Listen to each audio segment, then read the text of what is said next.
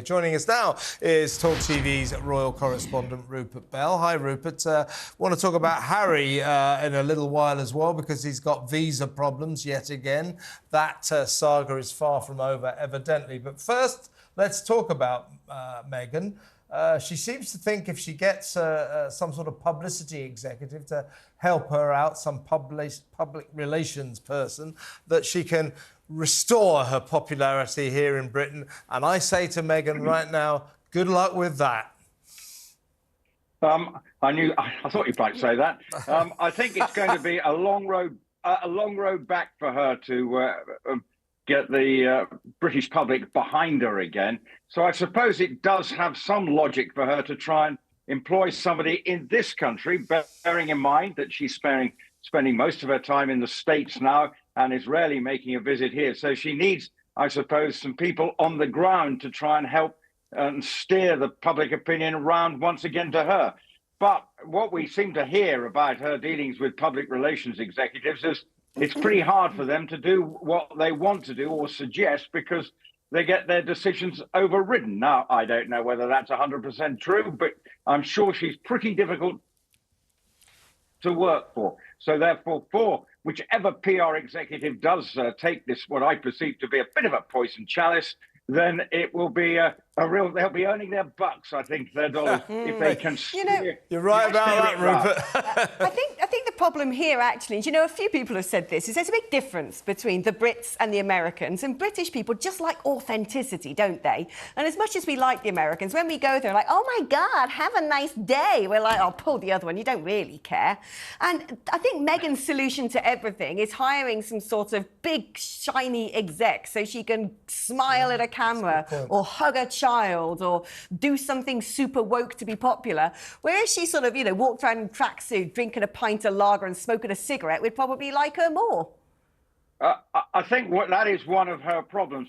But let's be honest, celebrities, both sides of the pond, are quite prone to having PR executives managing their every move. And as she's no longer a member of the royal family, she obviously, they're in that celebrity status. So therefore, she feels that they might be able to help manage her image. The image, though, is going to take a long way to turn around, because the perception of the British public is that she's caused so much anxiety for the members of the royal family still working, obviously the Waleses, even Harry's stepmother, the Queen. It's basically been one onslaught after another. In America, I think they probably have a little bit more popularity, but over here, it's a long way. I can see why they need a PR person to try and help them, but he or she's going to have to be a pretty strong-willed individual. Yeah, they're not that popular in America anymore either, by a long chalk. I would suggest, if I was the PR executive that she hired, I would say, right, we could kick off, Meghan, with you apologising for calling the royal family racist and then branding the entire nation of Britain racist. Say sorry for that, and that might be a good starting point. But let's move on to Harry. This ongoing saga of his visa, his right to live in America.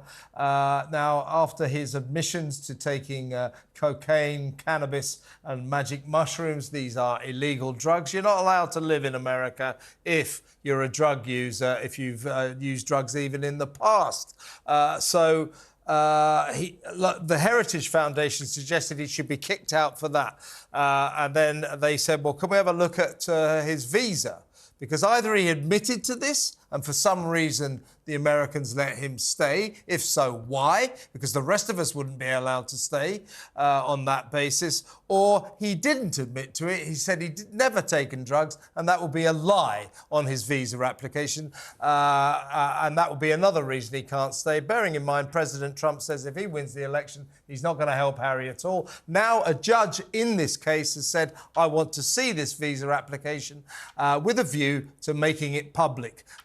This could be a problem for the Duke of Sussex, couldn't it? It could be. And obviously, the Department of Homeland Security had hoped that this wouldn't be, his visa application would have to see the light of day.